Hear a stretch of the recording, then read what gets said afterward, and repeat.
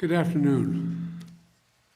After a series of meetings throughout the weekend with my national security team, I want to update the American people on our ongoing evacuation operation in Afghanistan. But first, I just was briefed by the FEMA administrator who's here with me today, Ms. Criswell, about the flash flooding in Waverly, Tennessee, and surrounding areas in Tennessee. I want to begin by expressing my deepest condolences for the sudden and tragic loss of life due to this flash flood. I know we've reached out to the community and we stand ready to offer them support. I've asked the administrator to speak to Governor Lee of Tennessee right away, and we'll offer any assistance they need for this terrible moment. Let me also say a few words what is now tropical storm, not hurricane, Henri, which made landfall at approximately 12:15 this afternoon in Rhode Island. Henri is impacting much of the Northeast right now, and I want to talk about our efforts to prepare and respond to this storm. We have been closely monitoring Henri's progress and making the necessary preparations. Fortunately, it's no longer a hurricane. It's been downgraded to a tropical storm. And we are taking it seriously, though, because the size and the storm surge and the rainfall is producing. It's also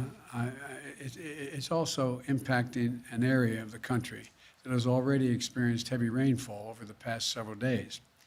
And while New Englanders are used to dealing with some tough weather, this storm has the potential for widespread consequences across the region with significant flooding and power outages that could affect hundreds of thousands of people. And so we're doing everything we can now to help those states prepare, respond, and recover. I can't think of anyone better to lead this operation than Deanne Criswell of FEMA. Before she headed up FEMA, she led the emergency response in New York City, and she was one of the key federal officials leading our response to Superstorm Sandy. She knows this area very, very well and knows what's needed better than anyone. Yesterday, I talked with the administrator and each of the governors in the key states most likely to be affected. I urged them to take advantage of the assistance FEMA can offer in advance and committed to do everything we can to support their communities through the storm and afterwards. FEMA has already pre-positioned resources in the region to speed our ability to respond, including food, water, and life-saving communications equipment, as well as generators. In close cooperation with the electrical sector, preparations are in place to address significant power outages, and resources and supports is staged at the edge of this storm to be able to move quickly in to help. Thousands of additional line crews and vegetation clearing crews from other states and from Canada are already heading toward the impacted states in New England, ready to serve as move in as soon as is feasible. They'll clean up fallen trees, help local utilities repair damaged lines, and restore electrical service as fast as possible. And I want to thank these crews for their commitment to helping their fellow citizens in time of need. I've already approved emergency declarations for Rhode Island, Connecticut, and New York, which activates funds and means we can get in there and help as soon as this extreme weather has moved through. We don't know the full extent of the storm's impact today, but we're acting to prepare for and prevent damage as much as possible and to speed help to affected communities so they can recover as quickly as possible. I also want to encourage everyone to do their part to prepare.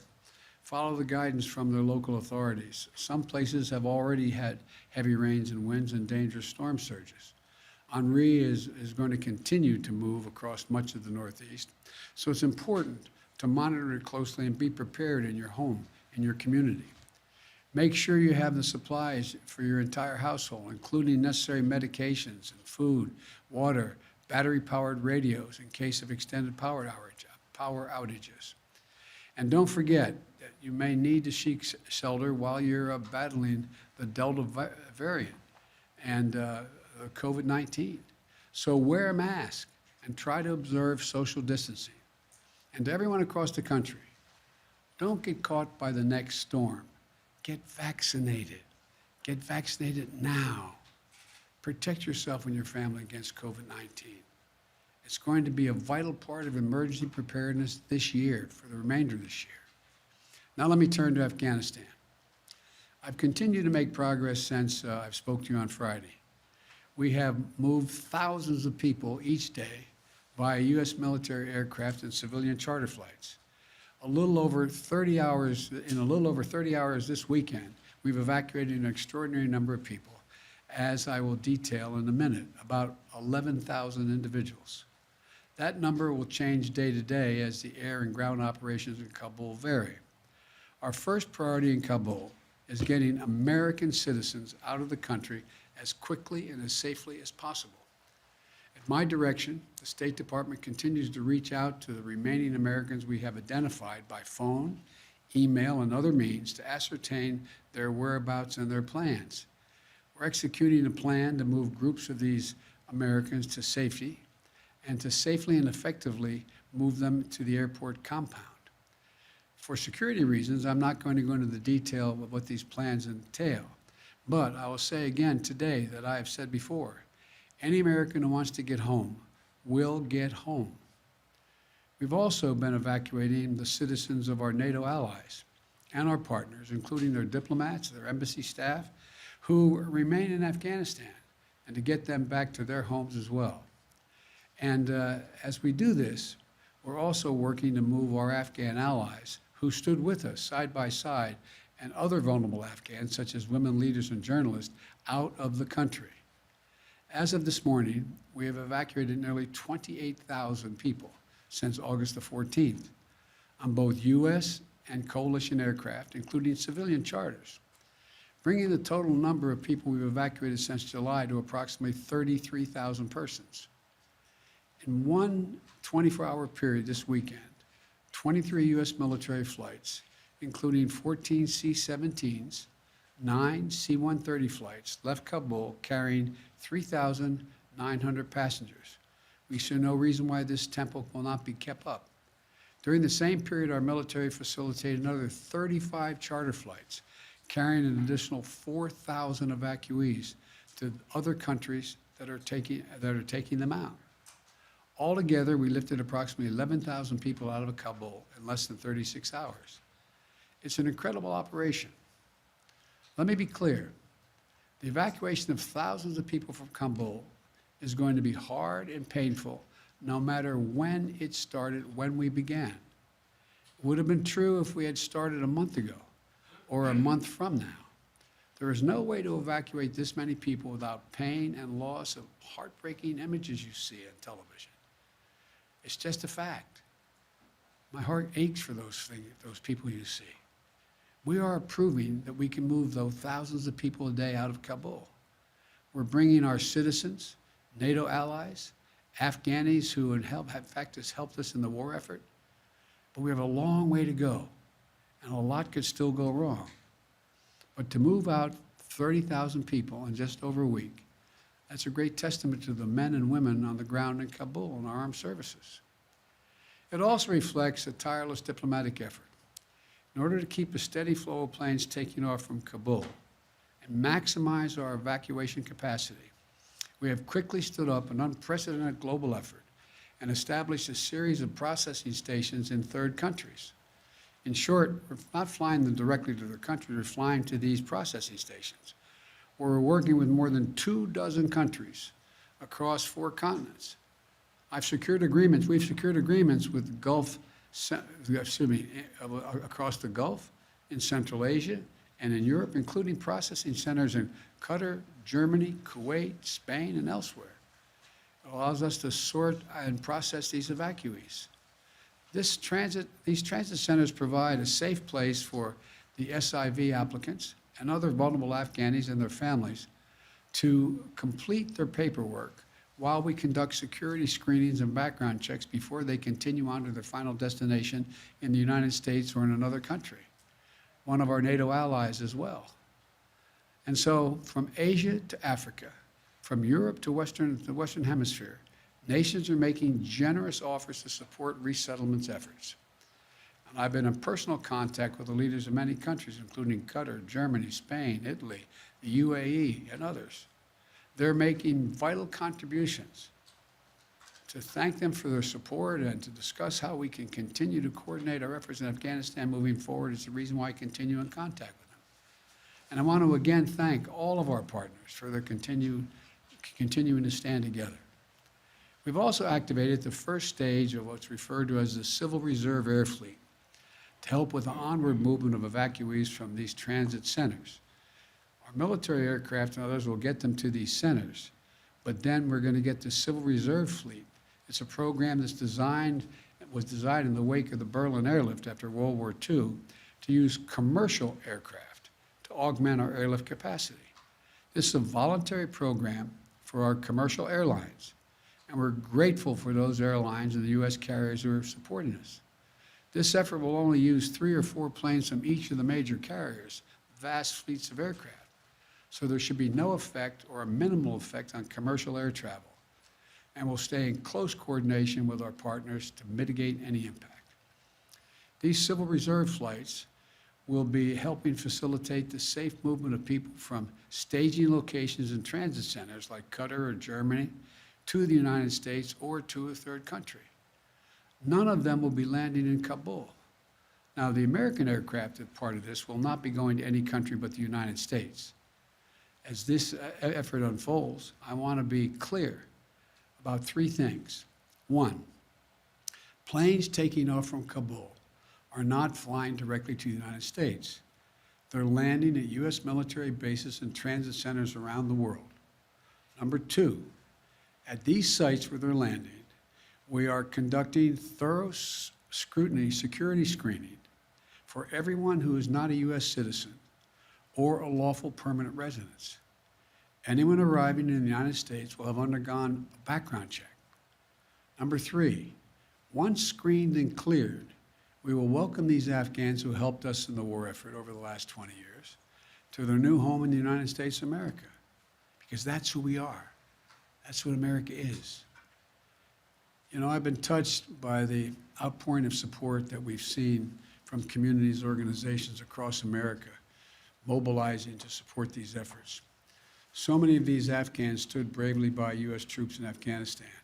And now, the United States, including veterans groups, refugee settlement agencies, religious organizations, and so many others, are standing with our Afghan allies. It exemplifies the best of America. And I want to say again, just how difficult this mission is and how dangerous the dangers it poses to our troops on the ground. The security environment is changing rapidly.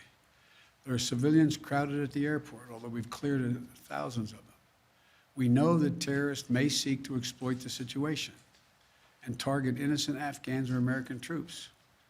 They're maintaining constant vigilance we're maintaining the constant vigilance to monitor and disrupt threats from any source, including the likely source being ISIS-K, the Afghan affiliate referred to as ISIS-K.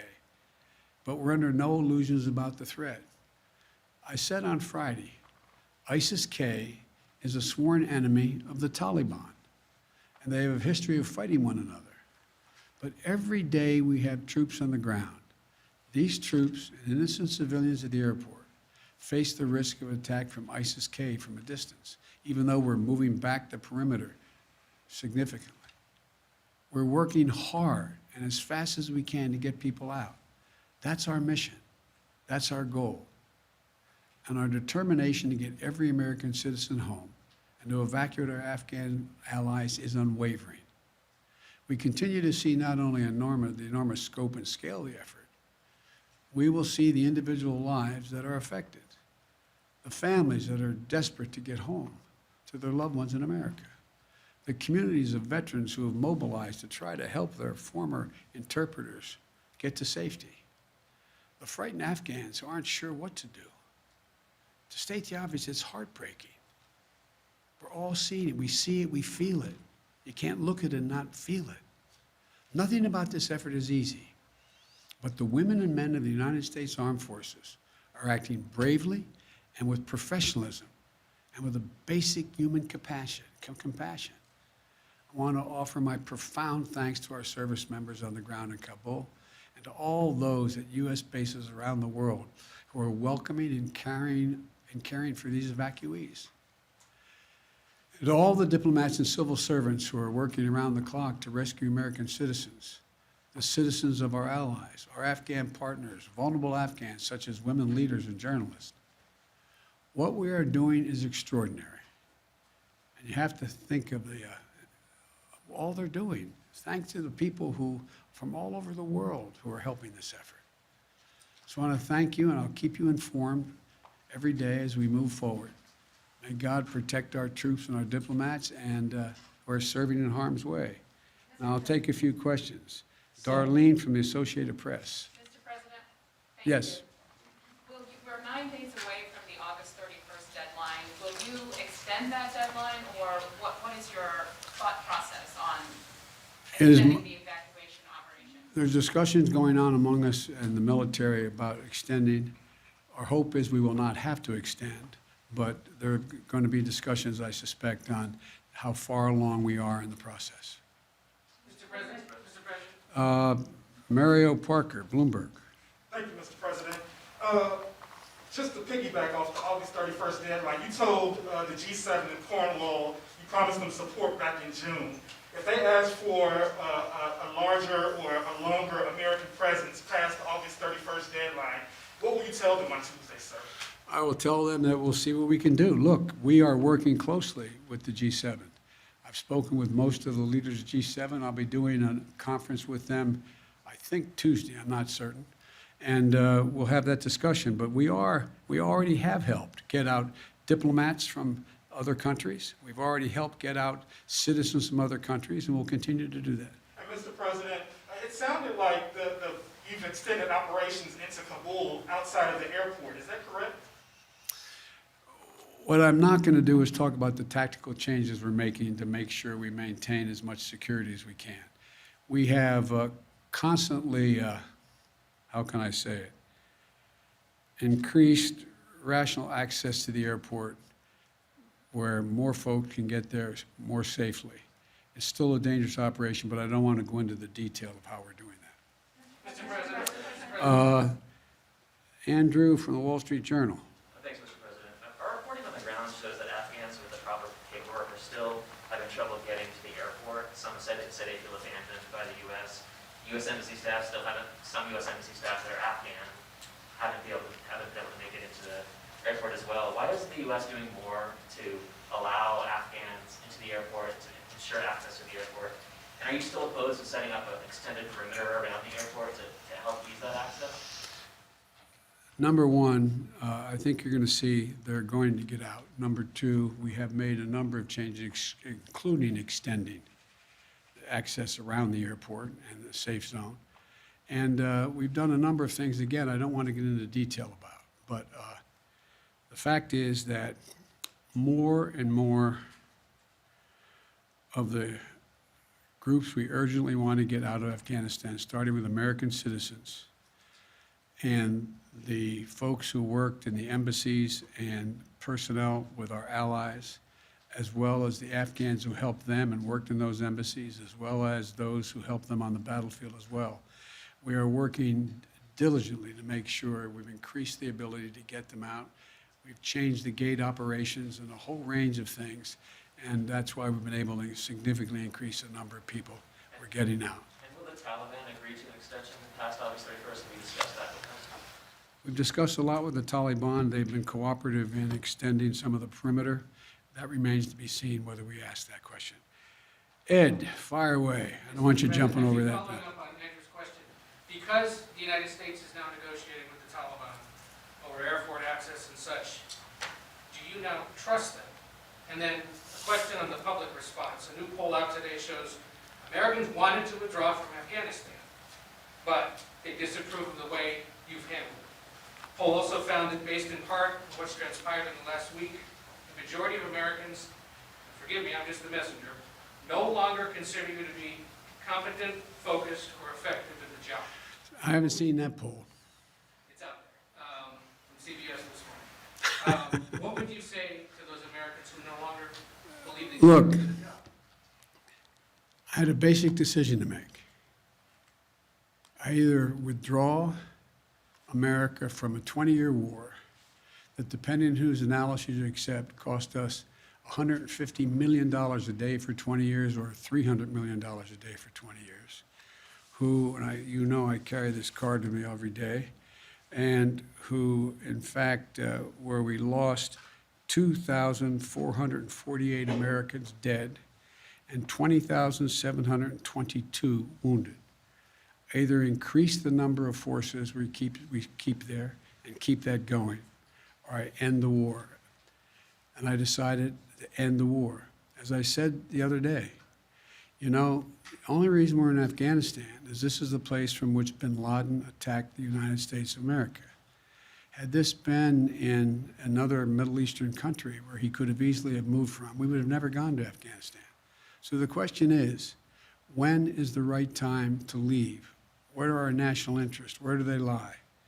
And the idea that we are in a situation where we can not recognize that terrorism has metastasized around the world, and the need for us to focus on other parts of the world which create an even greater danger of an al-Qaeda-like operation beginning, can't be ignored. And we are, as you well know, because you follow this, we are a number of places where we're doing that without permanent basing American forces there. So I think when this is over, the American people have a clear understanding of what I did, why we did it, but look, that's the job. My job is to make judgments. My job is to make judgments no one else can or will make. I made them. I'm convinced I'm absolutely correct in not deciding to send more young women and men to war for a war that, in fact, is no longer warranted. On the question of the Taliban, though, do you trust them now? Do you have to negotiate? I don't trust anybody, including you. I love you. But, there's not a lot of people I trust. Look, the Taliban has Taliban has to make a fundamental decision. Is the Taliban going to attempt to be able to unite and provide for the well-being of the people of Afghanistan, which no one group has ever done since before, dealing for hundreds of years? And if it does, it's going to need everything from additional help in terms of economic assistance, trade, and a whole range of things. The Taliban has said, we'll see whether they mean it or not. They're seeking legitimacy. They're seeking legitimacy to determine whether or not they will be recognized by other countries. They have told other countries as well as us they don't want us to move our diplomatic presence completely. So all of this is all just talk now. All just talk now. And so far, the Taliban has not taken action against U.S. forces. So far, they have, by and large, followed through on what they said in terms of allowing Americans to pass through and the like. And I'm sure they don't control all of their forces. It's a ragtag force. And so we'll see. We'll see whether or not what they say turns out to be true. But the bottom line is this, folks. Look, at the end of the day, if we didn't leave Afghanistan now, when do we leave? Another 10 years? Another 5 years? Another year? I'm not about to send your son or your daughter to fight in Afghanistan. I don't see where that is in our overwhelming interest. And the talk about how our interests are going to be impacted, let me tell you, you're sitting in Beijing or you're sitting in Moscow. Are you happy we left? They'd love nothing better for us to continue to be bogged down there, totally occupied with what's going on. So the idea, I think that history is going to record, this was the logical, rational, and right decision to make. So thank you all so very much. Thank you. Sanctions against the Taliban, the British are calling for sanctions. They're going to discuss sanctions on Tuesday. Would you support sanctions against the Taliban under certain conditions? On Friday, you mentioned harsh conditions if they misbehave. The answer is yes. It depends on the conduct. Thank you. Mr. President, what about ISIS